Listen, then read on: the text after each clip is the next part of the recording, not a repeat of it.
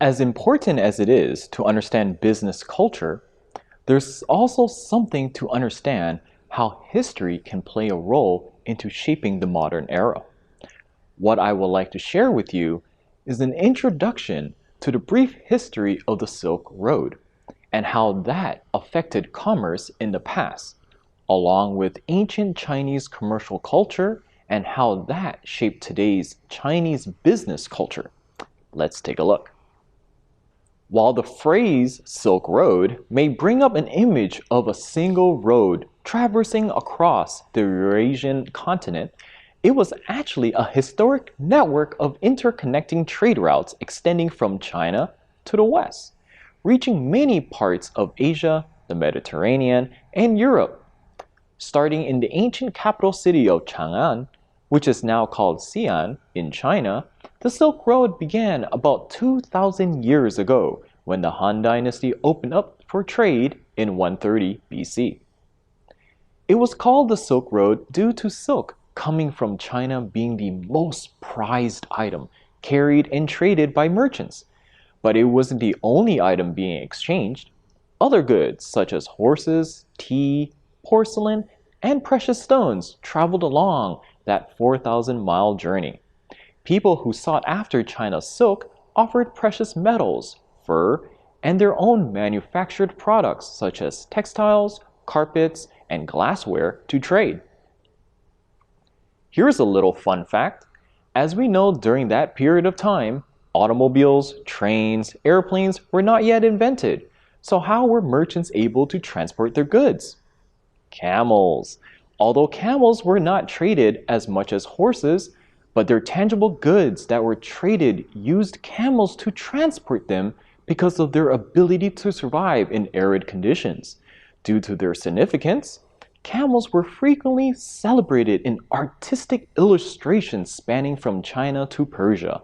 If you ever visit an art museum in China exhibiting the Tang period, you will see art depicting camels carrying countless number of goods into the afterlife. You wouldn't think of camels when you talk about China, but their contributions to this country's economy during that era was not forgotten and forever etched into stone for their influence as the transportation vehicle of the time. Unbeknownst to what the future will hold, the Silk Road allowed for the spread of people, ideas, and culture, becoming possibly the earliest attempt at a global business network.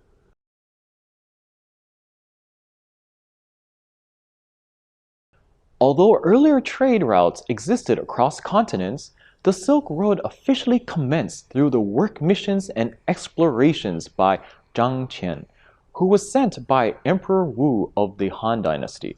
He was curious of what was out there, and when Zhang Qian came back to China, he reported to the emperor about the rich countries of the West and described the large, beautiful, and swift horses in those countries. Emperor Wu wanted these horses and sent trading envoys to Central Asia. These envoys brought silk with them to present as gifts for these horses. People outside China never heard or seen silk before, and when that moment the royal and wealthy patrons laid their eyes on silk for the very first time, they became mesmerized for its beauty. The popularity and demand for silk then boomed, and so the Silk Road trade began. According to the International Council on Monuments and Sites, cities developed along the routes of the Silk Road were able to prosper not only through economic trade, but through cultural and intellectual trade as well.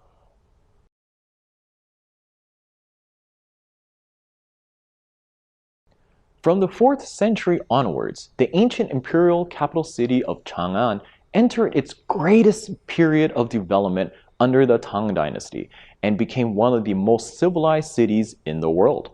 At the height of its glory in the mid-8th century, it was the most populous and cosmopolitan city in recorded history. Why was it? Because Chang'an was an epic trading center and melting pot of people from different ethnic and religious backgrounds. Fast forward to the future, when the Olympics was held in China for the first time in 2008, the opening ceremony sent a reminder to the world how connected we were through a special performance showcasing one of Imperial China's leading admirals, Zheng He, whose ship set sail on the maritime Silk Road, which we will discuss later on. With the help of the Silk Road, two important landmarks to showcase Tang Dynasty glory days was the Chang'an Western Market and the Chang'an Great Mosque. The Chang'an Western Market served as a trading hub for the Silk Road merchants, with Sogdian traders from the Central Asia region being instrumental agents in helping transport and trade goods to China. The Chang'an's Great Mosque still stands in the modern era and reflects how, under the Tang Dynasty, featured an atmosphere of tolerance where many cultures and beliefs were exchanged.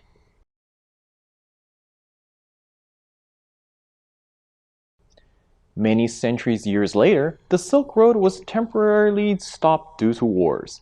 It was then revived and reached its zenith during the Yuan dynasty in the 13th century, when the Mongols heavily promoted trade in their vast empire that stretched across Eurasia. During this period, silk was traded for medicine, perfumes, and various precious stones. Another fun fact, speaking of perfumes earlier, how many of you use it? Did you know that perfumes originated in ancient Mesopotamia over 4,000 years ago and was created in the form of an incense to release smoke that gives off a certain smell in temples and palaces? Perfumes gradually changed its form to fragrant oils and aromatic waters through the centuries to serve different purposes by those who wished to use them. And with the Silk Road, the evolution of perfumes continued as it was traded and tailored to customers of that day. Thanks to the Silk Road, I enjoy the smell I have on today.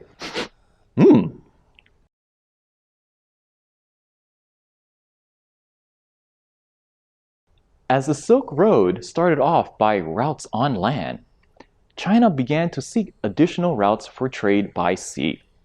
The Maritime Silk Road was created as a continuation of the traditional Silk Road routes with two major shipping directions, the East China Sea Silk Route and the South China Sea Silk Route.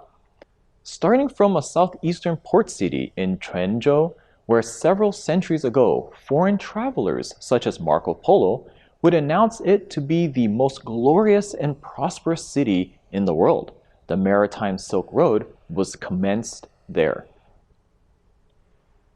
Some recorded history found earlier voyages were formed during the Qin and Han dynasty, which were later developed further during the Three Kingdoms period to the Sui dynasty, flourished in the Tang and Song dynasty, but unfortunately fell into decline in the later Ming and Qing dynasties, when the Ming emperor issued a ban on maritime trade that put a halt to international commerce.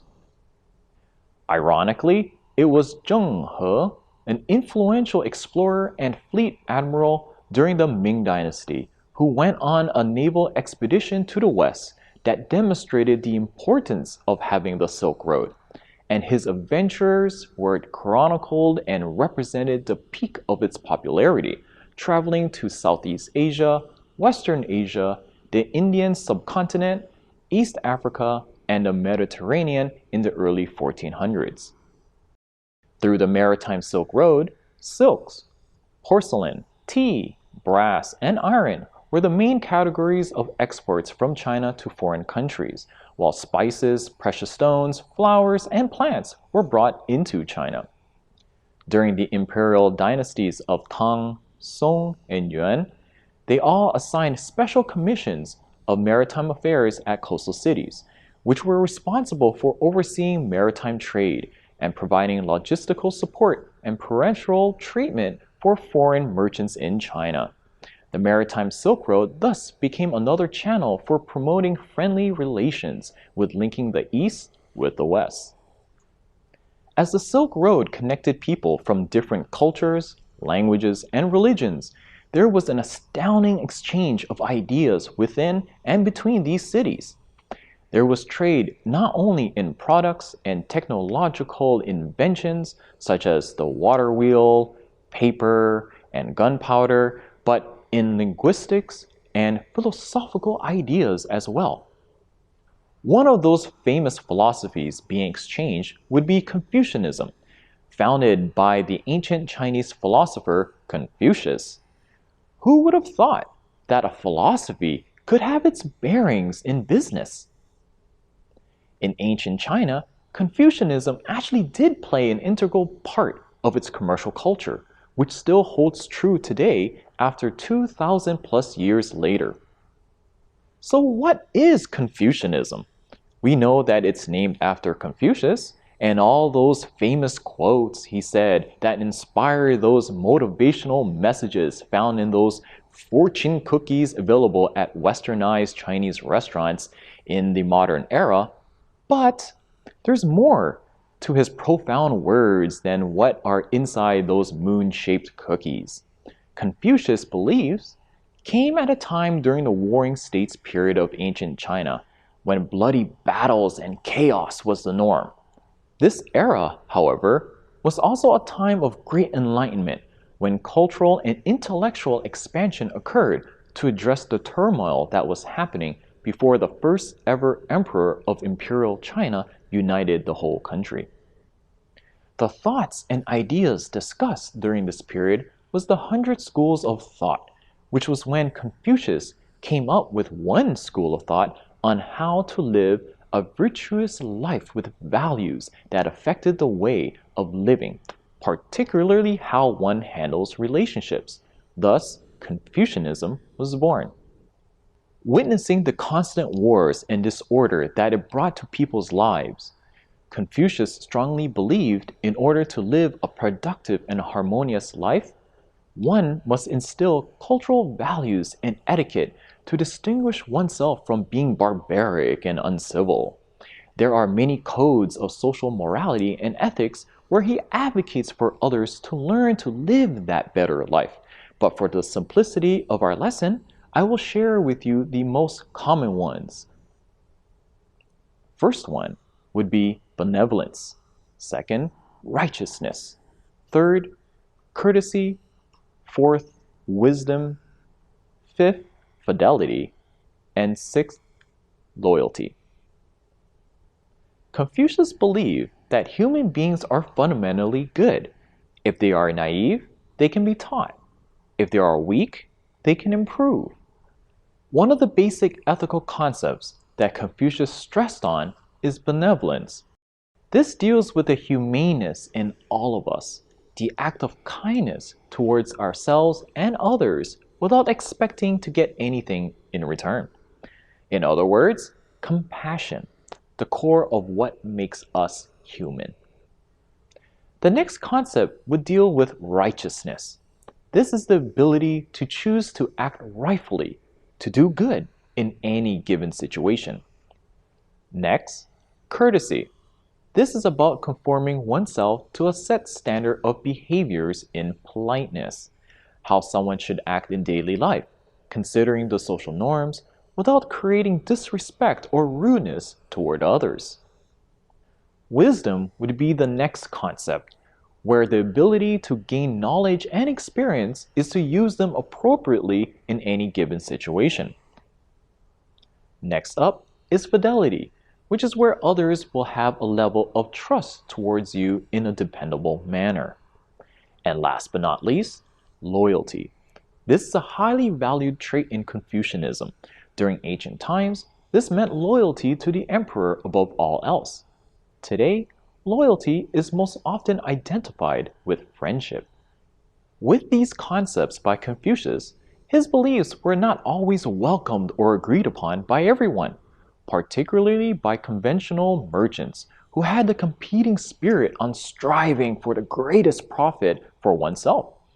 And with this strive sometimes can lead to greed, which goes against the values Confucius is trying to teach. As a result, Confucius' philosophy was eventually adopted by the Han Dynasty, where Emperor Wu recognized the dangers of greed and declared to lower the social status of merchants in order to curb the blindness pursuit of wealth. Retailers and bankers then found themselves demoted to the last of China's social classes, near peasantry. Could you imagine? You're trying to make money and suddenly being called out that your rank in society is deemed a risk for chasing profits. So you're now at the level similar with peasants? Obviously, merchants were not very happy with this change, but they could not voice their displeasure or risk death. They lived on with this new image for more than 1,000 years. It was not until the Ming Dynasty when the reputation of merchants started to change. Struggling for too long, Chinese merchants found a proper way to deal with the conflict with mainstream cultural values that looked down on merchants as greedy salespeople. And that was to balance and combine Confucius' thoughts and business activities together. Why not be a merchant and at the same time be a practitioner of Confucianism, doing business in an ethical way while pursuing common interests? Many businessmen successfully rebuilt their images as Confucius merchants. When these merchants rebranded themselves to believe in the teachings of Confucius, it was not by just saying a few simple words to convince others that they changed their values so that they can now be a part of society in a better social class standing. They were able to recite and practice the wisdom shared by Confucius.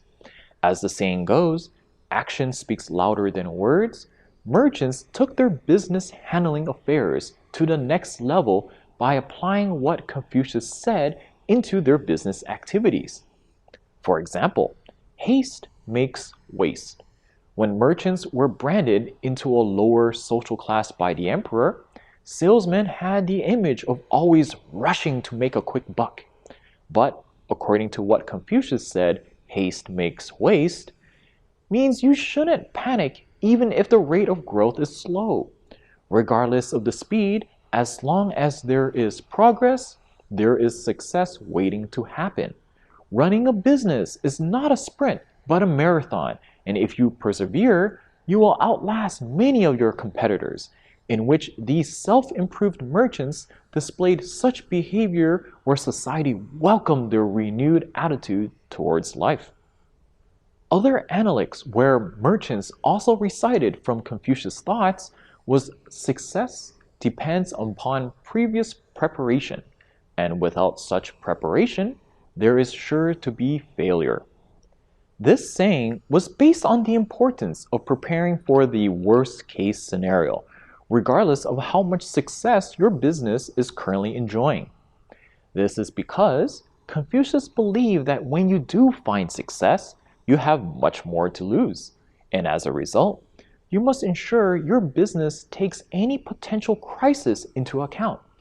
In other words, proper handling of risk management is crucial for survival.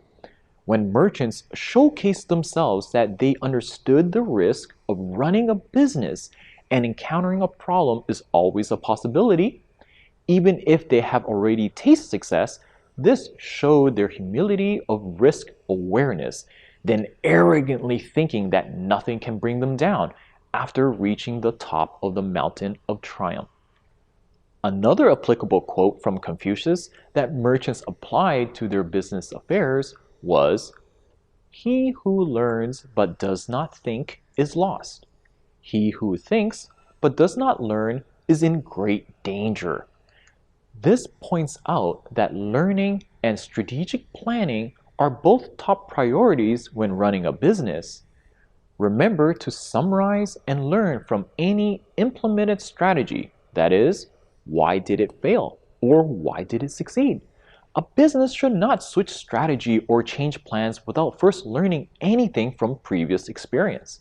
On the other hand, a business should not just focus on theories and strategies without considering whether if it fits within their business model.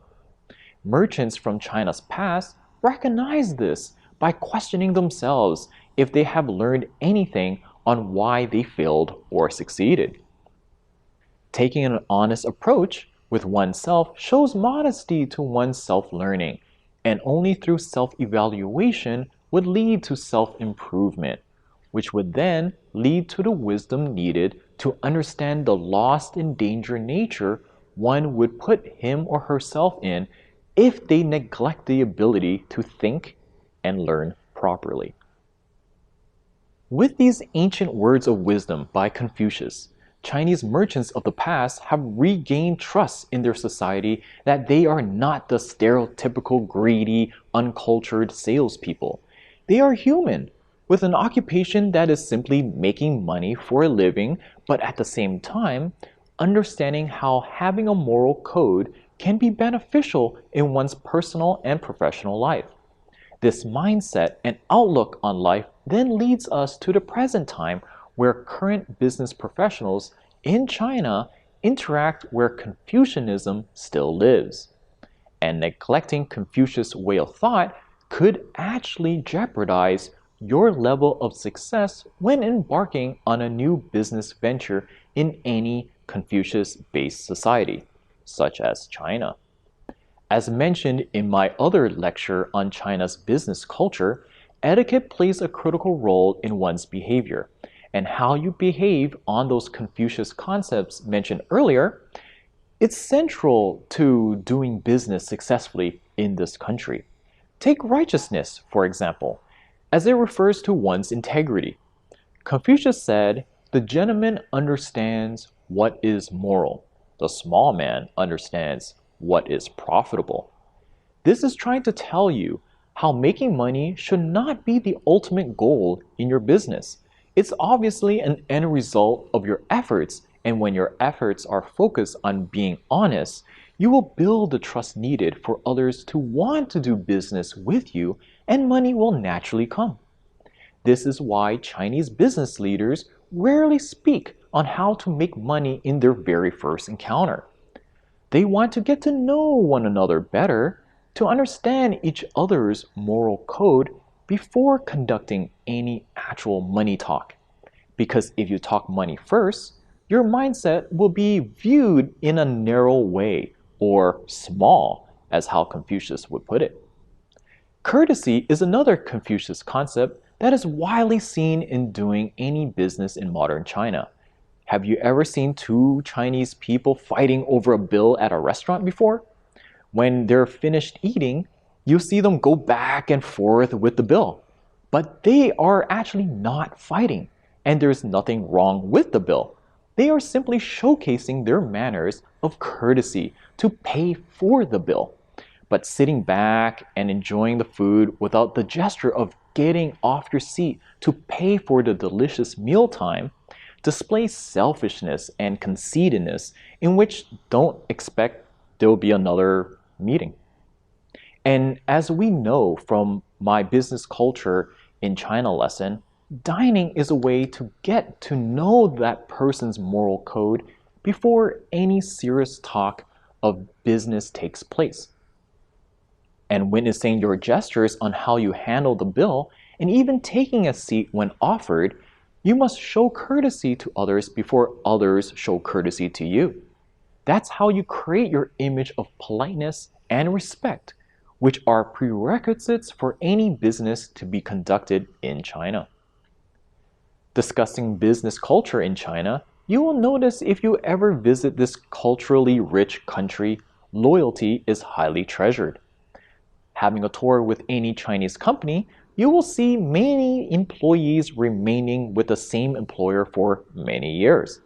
It's actually frowned upon to see any employee jumping ships from one company to another, especially within a short time frame, because it showcases disloyalty or lack of commitment to work.